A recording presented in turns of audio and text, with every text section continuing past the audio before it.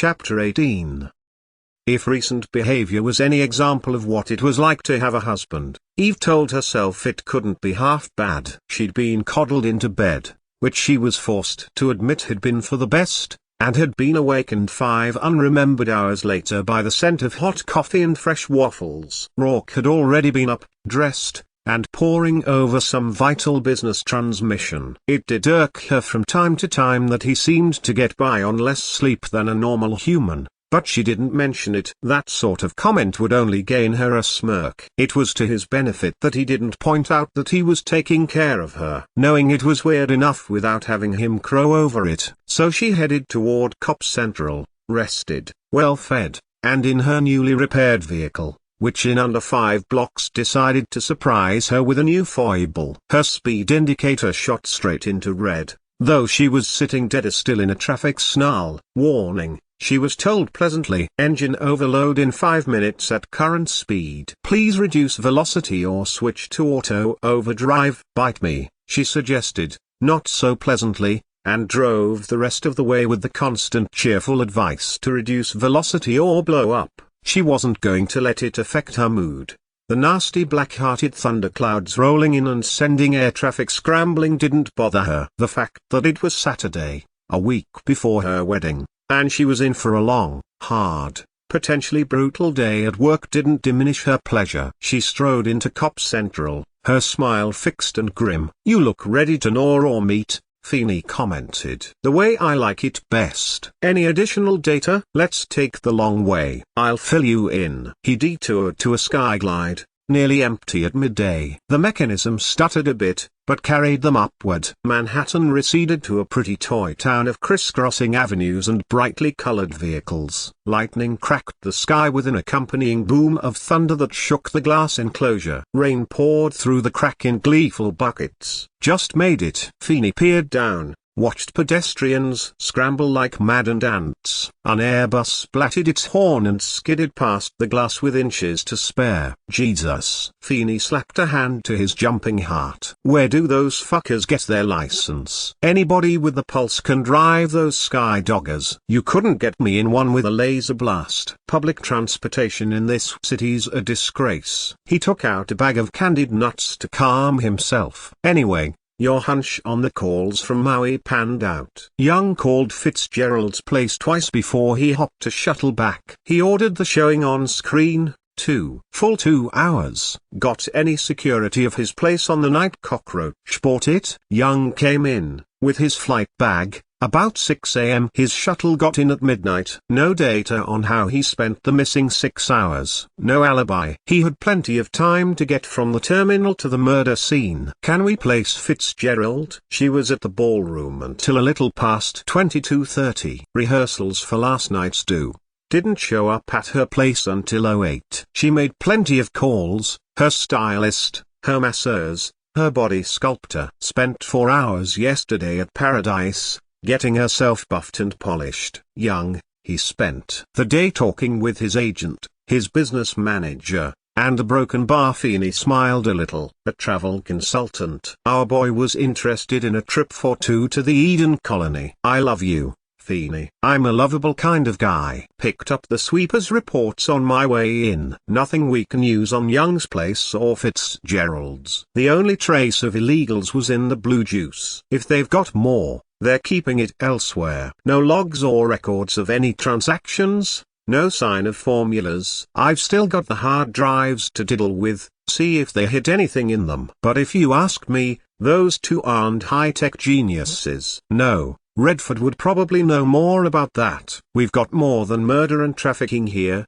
Feeney. If we can get the stuff classified as poison and pin them with prior knowledge of its lethal qualities, we'll have full-scale racketeering and conspiracy to slaughter." "Nobody's used conspiracy to slaughter since the urban wars, Dallas." The glide ground to a halt. "I think it has a nice ring." She found Peabody waiting outside the interview area. "Where's the rest of our party?" "Suspects are in conference with their attorneys." "Casto's getting coffee." "Okay, Contact the conference rooms. Their time's up. Any word from the commander? He's on his way in. He wants to observe. The PA's office will participate via a link. Good. Feeney's going to oversee the recordings on all 3 subjects. I don't want any sleep-ups when this business comes to trial. You take Fitzgerald for the first round. Casto's on Redford. I want Young. She signaled when she spotted Casto coming toward them juggling a tray of coffee. Feeney, fill them in on the additional data. Use it wisely,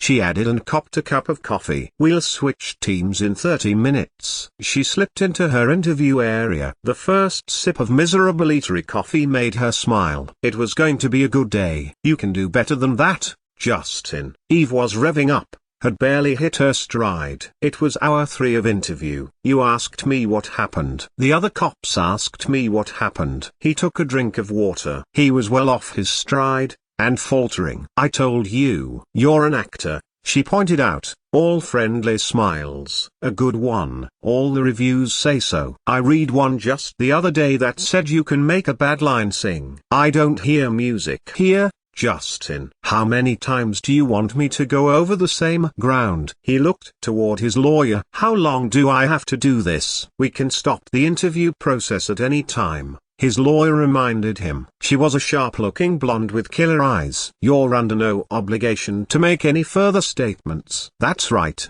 Eve chimed in. We can stop. You can go back to holding. You're not going to make bail on the illegals charges, Justin. She leaned forward, made sure his eyes focused on hers. Not while there are 4 counts of murder hanging over you. My client has not been charged with any crime other than suspicion of possession. The lawyer peered down her needle-straight nose. You don't have a case here, Lieutenant. We all know it. Your client's dangling over the edge of a very steep cliff. We all know that. Want to take the fall alone, Justin? That doesn't seem very fair to me. Your friends are answering questions right now. She lifted her hands, spread her fingers. What are you going to do if they roll over on you? I didn't kill anyone. He flicked his gaze toward the door, toward the mirror. He knew he had an audience, and for once he didn't know how to play the crowd. I never even heard of those other people. But you knew Pandora. Of course I knew Pandora. Obviously I knew her. You were there, at her house on the night she died. I've said so, haven't I? Look, Jerry and I went to her house, at her invitation. We had a few drinks. That other woman came around. Pandora got obnoxious, and we left. How often do you and Miss Fitzgerald use the unsecured entrance at your building? It's just a matter of privacy, he insisted. If you had media hounding you every time you tried to take a piss, you'd understand. Eve knew exactly what that was like and smiled toothily. Funny, neither of you seemed to be particularly shy of media exposure. In fact, if I were a cynic, I'd have to say the 2 of you exploited it. How long has Jerry been on Immortality? I don't know. His eyes shifted to the mirror again, as if he was hoping a director would say cut and end the scene. I told you I didn't know what was in that drink. You had a bottle in your bedroom, but you didn't know the contents. Never took a taste of it. I never touched it. That's funny, too, Justin. You know, it seems to me if something was in my friggy, I'd be tempted to sample it. Unless I knew it was poison, of course. You know Immortality's a slow poison, don't you? It doesn't have to be. He stopped himself, breathed hard through his nose. I don't know anything about it. An overload on the nervous system, slow acting, but lethal all the same. You poured Jerry a drink, handed it to her. That's murder. Lieutenant A. I'd never hurt Jerry, he exploded. I'm in love with her. I'd never hurt her. Really? Several witnesses claim you did just that a few days ago. Did you or did you not strike Miss Fitzgerald in the backstage area of the Waldorf's Royal Ballroom on July 2nd? No. We lost our tempers. The lines were tangling in his head. He couldn't remember his cue. It was a misunderstanding. You hit her in the face. Yes, say number. Yes, we were arguing. You were arguing, so you punched the woman you love, knocking her off her feet. Were you still violently angry with her when she came to your apartment last night? When you poured her a glass of slow-acting poison? I tell you, it's not poison, Not like you mean. I wouldn't hurt her. I was never angry with her. I couldn't be. You were never angry with her. You never hurt her. I believe you, Justin. Eve soothed her voice, leaned forward again, laid a kind hand over his trembling one. You never hit her, either. You staged it all, didn't you? You're not the kind of man who strikes the woman he loves. You staged it, just like one of your performances. I didn't. He looked up helplessly into Eve's eyes, and she knew she had him. You've done a lot of action videos. You know how to pull a punch, how to fake one. That's what you did that day, isn't it, Justin? You and Jerry pretended to fight. You never laid a hand on her. Her voice was gentle, full of understanding. You're not a violent kind of guy, are you, Justin? Torn, he pressed his lips together, looked at his lawyer. She held up a hand to hold off more questions and leaned close to Justin's ear. Keeping her face bland, Eve waited. She knew the pickle they were in. Did he admit to the staging, making himself into a liar, or did he cop to punching his lover, showing his capabilities for violence? It wasn't a steady wire to cross. The lawyer shifted back and folded her hands. My client and Miss Fitzgerald were playing a harmless game. Foolish, admittedly, but it isn't a crime to pretend to fight. No, it isn't a crime. Eve felt the first crackle,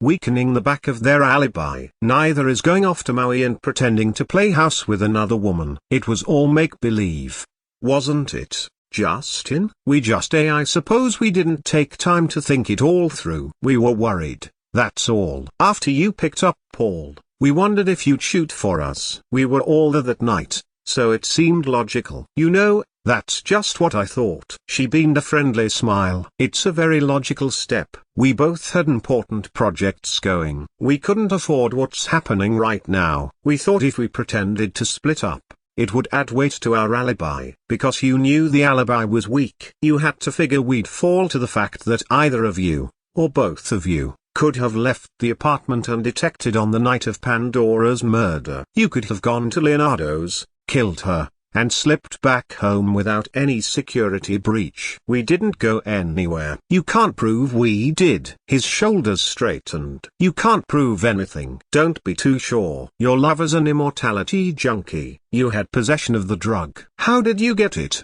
Someone gave it to her. I don't know. Was it Redford? Did he hook her, Justin? You must hate him, if he did. The woman you love. She started dying, Justin. The first time she took a sip. It's not poison. It's not. She told me that was just Pandora's way of keeping it for herself. Pandora didn't want Jerry to benefit from the drink. The bitch knew what it could do for Jerry, but she wanted he broke off, heeding his lawyer's sharp warning a little too late. What did she want, Justin? Money? A lot of money? You?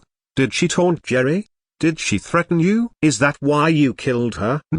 I never touched her. I tell you I never touched her. We argued, alright? We had an ugly scene after Leonardo's woman left that night. Jerry was upset. She had a right to be, after everything Pandora said. That's why I took her out, had a few drinks, calmed her down. I told her not to worry, that there were other ways of getting a supply. What other ways? His breath heaved in and out. Frantically, he shook off his lawyer's restraining hand. Shut up, he snapped at her. Just shut up. What the hell good are you doing me? She'll have me in a cage for murder before she's finished. I want to cut a deal. Why aren't you cutting a deal here? He scrubbed the back of his hand over his mouth. I want a deal. We'll have to talk about that, Eve said calmly. What have you got to offer me, Paul? He said and shuddered out a breath. I'll give you Paul Redford. He killed her. The bastard probably killed them all. 20 minutes later, Eve paced the conference room. I want Redford to stew for a while. Let him wonder how much they've told us. Not getting much out of the lady. Casually, Casto propped his feet on the table, crossed his ankles. She's tough, showing signs of withdrawal, a dry mouth, trembling. Occasional lack of focus, but she's sticking. She hasn't had a fix in over 10 hours. How long do you figure she can last? Don't know enough. Casto spread his hands. She could ice it out, come out the other side, or she could be a sloppy puddle of tapioca in another 10 minutes. Okay, so we don't count on her breaking. Redford was showing a few cracks, Peabody put in. He's scared boneless. His lawyer's the hard ass. If we had him alone for 5 minutes,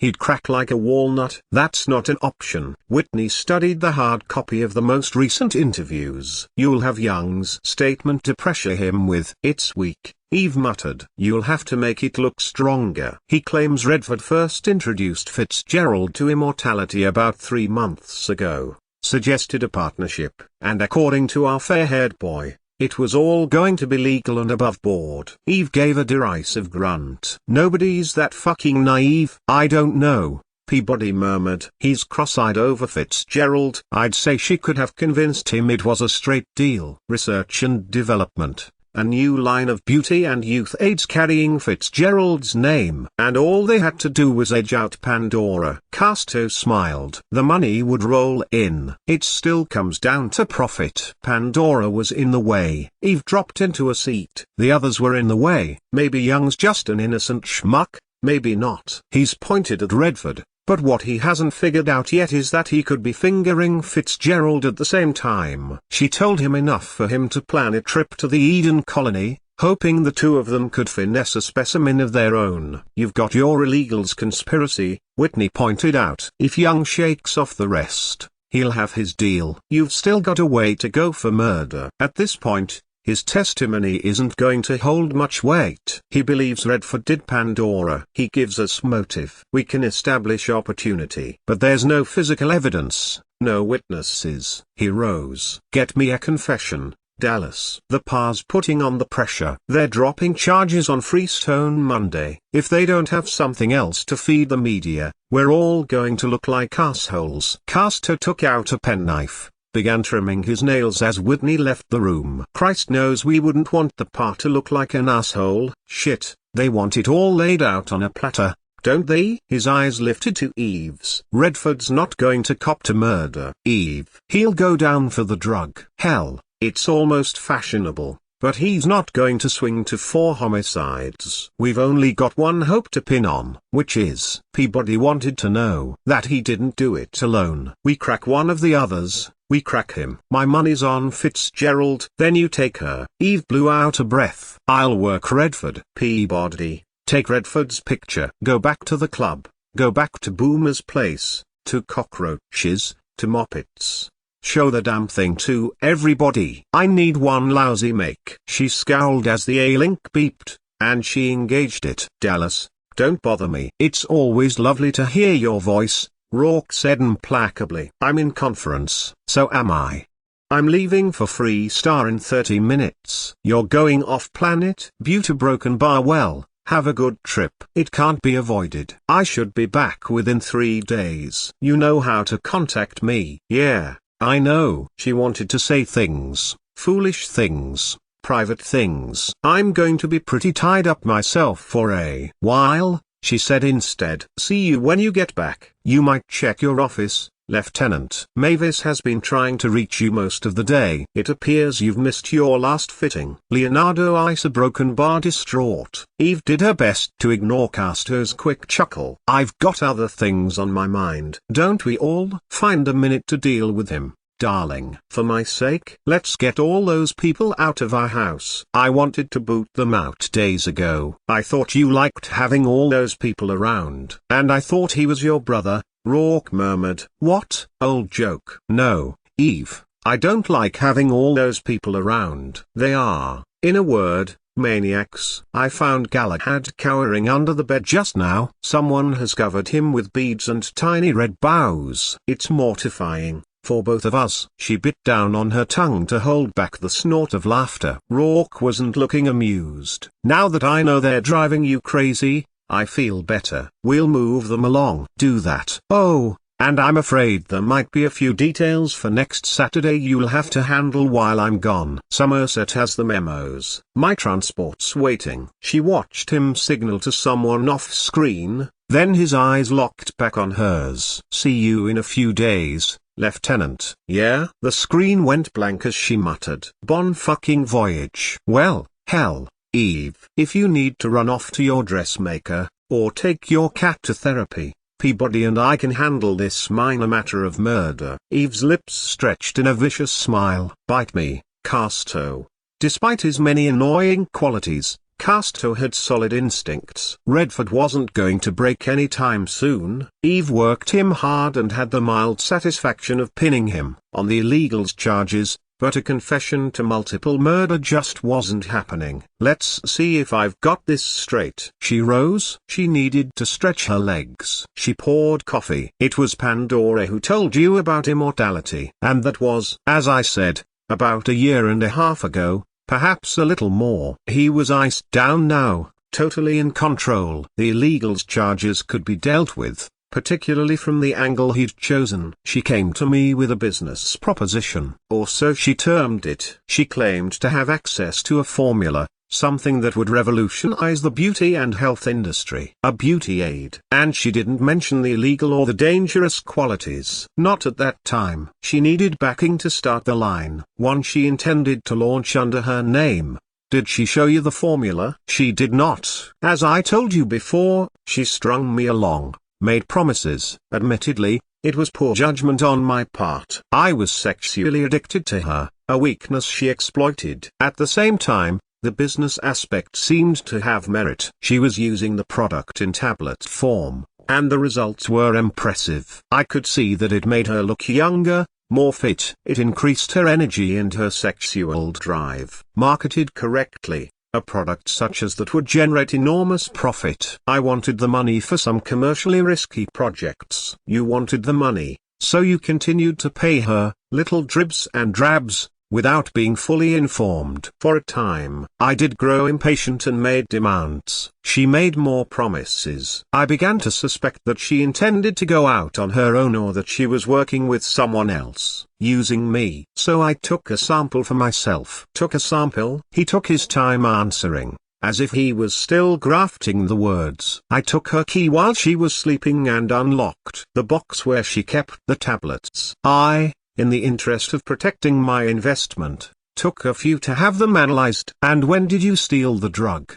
In the interest of protecting your investment. Theft is not established, the lawyer interrupted. My client had paid, in good faith, for the product. Okay, we'll rephrase. When did you decide to take a more active interest in your business investment? About 6 months ago. I took the samples to a contact I have in chemical analysis and paid him for a private report. And learned a broken bar. Redford paused to study his fingers. I learned that the product did indeed have the properties Pandora had promised. However, it was addictive, which pushed it automatically into the illegals category. It was also potentially lethal when taken regularly over a long period of time. And being a righteous man, you counted your losses and pulled out of the deal. Being righteous is not a legal requirement, Redford said mildly. And I had an investment to protect. I decided to do some research to see if the unacceptable side effects could be diminished or eradicated. I believe we accomplished that. Or nearly. So you used Jerry Fitzgerald as a guinea pig. That was a miscalculation. Perhaps I was overeager as Pandora continued to push for more money and made statements that indicated she was about to go public with the product. I wanted to beat her to it, and knew that Jerry would be the perfect spokeswoman. She agreed, for a fee, to try the product my people had refined in a liquid form. Science makes mistakes, Lieutenant. The drug was still, as we learned too late, highly addictive and fatal. It seems the process has been slowed, but yes, I'm afraid there is still the potential for physical harm in the long term. A possible side effect I warned Jerry of several weeks ago, before or after Pandora discovered you were trying to ace her out. I believe it was after, just after. Unfortunately, Jerry and Pandora ran into each other at a function. Pandora made some comments about her former relationship with Justin. From what I gather, and this is second hand, Jerry tossed the business deal we had made in Pandora's face. And Pandora didn't take kindly to it. She was, naturally, furious. Our relationship was rocky at best by that time. I had already procured a specimen of the Immortal blossom, determined to delete all side effects from the formula. I had no intention, Lieutenant, of releasing a dangerous drug to the public. My records will substantiate that. We'll let illegals handle that one. Did Pandora threaten you? Pandora lived for threats. One became accustomed to them. I felt I was in a good position to ignore them, even to counter them. He smiled now, more confident. You see, if she had gone forward, knowing what properties were contained in the formula, I could have ruined her. I had no reason to harm her. Your relationship was rocky, yet you went to her home that night in hopes that we could come to some compromise. That's why I insisted that Justin and Jerry be present. You had sex with her. She was a beautiful, desirable woman. Yes, I had sex with her. She had tablets of the drug in her possession. She did. As I told you, she kept them in a box in her vanity. His smile came back. I told you about the box and the tablets because I assumed, correctly, that an autopsy would show traces of the drug. It seemed wise to be forthcoming. I did nothing but cooperate. Easy to cooperate if you knew I wouldn't find the tablets. After she was dead, you went back for the box, protecting your investment. If there was no product but yours, no competitor, how much more profit there would be. I did not go back to her home after I left. I had no reason to. My product was superior. Neither of those products would have made the market, and you knew it. But on the street, hers would have hit big, bigger than your refined, watered down, and most likely more expensive version. With more research, more testing, more money. You'd already put over 300,000 in her hands. You'd gone to the considerable expense to procure a specimen, paid for the research and testing to date, paid Fitzgerald. I imagine you were becoming a little anxious to see some profit. How much did you charge Jerry for a fix? Jerry and I had a business arrangement. 10,000 a delivery. Eve interrupted, and watched the point strike home. That's the amount she transferred 3 times over a 2-month period to your account on Starlight Station. An investment, he began. You addicted her, then you hosed her. That makes you a dealer, Mr. Redford. The lawyer went into his spin routine, turning a drug deal into a profit and loss arrangement between investment partners. You needed contacts. Street contacts. Boomer was always a sucker for a credit in the hand. But he got carried away, liked to test the product. How did he get the formula? That was sloppy of you. I don't know anyone by that name. You saw him flapping his lips at the club, making a big deal of himself. When he went into a privacy room with Hetta Moppet, you couldn't be sure how much he told her. But when he saw you, and he ran, you had to act. You're on the wrong beam, Lieutenant. I don't know these people. Maybe you killed Hetta in panic. You didn't really mean to, but when you saw she was dead, you had to cover it up. That's where the overkill came in. Maybe she told you something before she died, maybe she didn't, but you had to get to Boomer then. I'd say you were enjoying it now, the way you messed him up. Tortured him before you finished him. But you got a little overconfident, and didn't get to his flop to search it before I did. She pushed away from the table, took a turn around the room. Now you've got big problems. The cops have a sample, they have the formula, and Pandora's getting out of hand. What choice do you have? She put her hands on the table, leaned in close. What can a man do when he sees his investment and all those future profits going into the sewer? My business with Pandora was finished. Yeah, you finished it. Taking her to Leonardo's was smart. You're a smart man. She was already wired over Mavis. If you do her at his place, it's going to look like he'd had enough. You'd have to do him, too, if he was there. But you had a taste for it now. He's not there. So it's easier. Easier still when Mavis walks in and you can set her up. Redford's breathing was a bit forced, but he was holding. The last time I saw Pandora, she was alive, vicious, and eager to punish someone. If Mavis Freestone didn't kill her, my guess would be Jerry Fitzgerald. Intrigued, Eve angled back to her chair, leaned back. Really? Why? They despised each other, were in direct competition. Now more than ever. On top of everything else, Pandora was angling to lure Justin back. That was something Jerry wouldn't tolerate. And a broken bar. He smiled. It was Jerry who put the idea of going to Leonardo's for a showdown into Pandora's head. This is a new one. Eve thought and cocked a brow. Is that so? After Miss Freestone left, Pandora was edgy, angry. Jerry seemed to enjoy that. And the fact that the young woman had gotten a few shots in. She egged Pandora on. Said something to the effect that if she was Pandora, She wouldn't tolerate being humiliated that way. And why didn't she go straight over to Leonardo's and show him who was in charge? There was another little dig about Pandora not being able to hold on to a man. Then Justin hustled Jerry out. His smile widened. They despised Pandora, you see. Jerry for obvious reasons,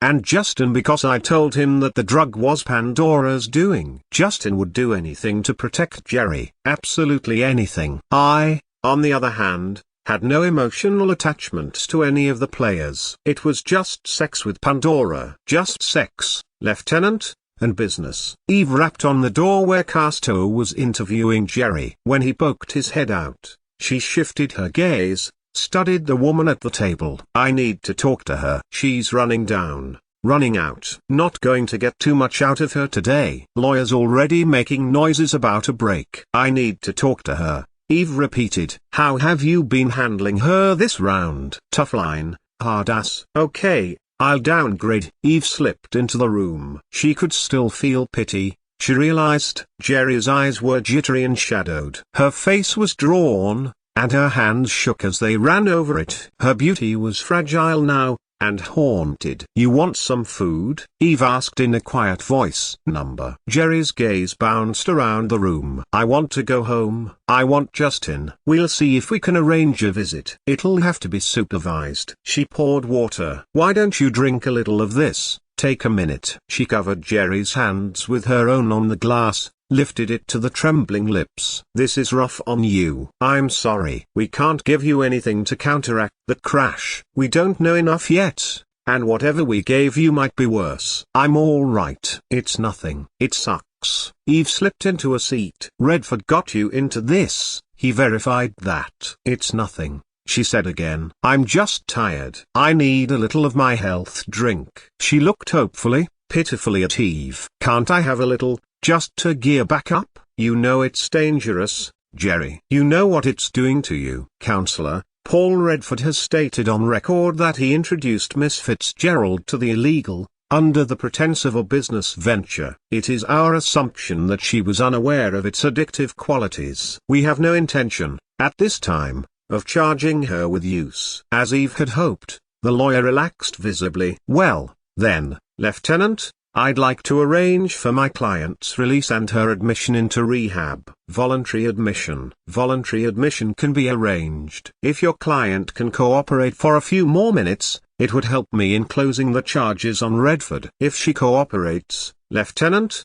all illegals charges will be dropped. You know I can't promise that, Counselor. I will, however, recommend leniency on the charges of possession and intent to distribute. And Justin? You'll let him go? Eve looked back at Jerry. Love, she thought, was an odd burden. Was he involved in the business transaction? Number. He wanted me to pull out. When he found out that I was a broken bar dependent, he pushed me to go into rehab, to stop taking the drink. But I needed it. I was going to stop, but I needed it. The night Pandora died, there was an argument. There was always an argument with Pandora. She was hateful. She thought she could get Justin back. The bitch didn't care about him. She just wanted to hurt me. To hurt him. He wouldn't have gone back to her, would he, Jerry? He hated her as much as I did. She lifted her beautifully manicured nails to her mouth, started to gnaw. We're glad she's dead. Jerry, I don't care. She exploded with a wild look to her cautioning lawyer. She deserved to die. She wanted everything, never cared how she got it. Justin was mine. I would have been headliner at Leonardo's show if she hadn't found out I was interested. She went out of her way to seduce him, to have me cut out so that she could take the job. It would have been my job. It should have been my job all along. Just like Justin was mine. Like the drug was mine. It makes you beautiful and strong and sexy. And every time anyone takes it, they'll think of me. Not of her, of me. Did Justin go with you to Leonardo's that night? Lieutenant, what is this? It's a question, Counselor. Did he, Jerry? No, of course not. We didn't go there. We went out for drinks. We went home. You taunted her, didn't you? You knew how to play her. You had to be sure she'd go hunt down Leonardo. Did Redford contact you, tell you when she left? No, I don't know. You're confusing me. Can't I have something? I need my drink. You were using it that night. It made you strong enough to kill her. You wanted her dead. She was always in your way, and her tablets were stronger, more effective than your liquid.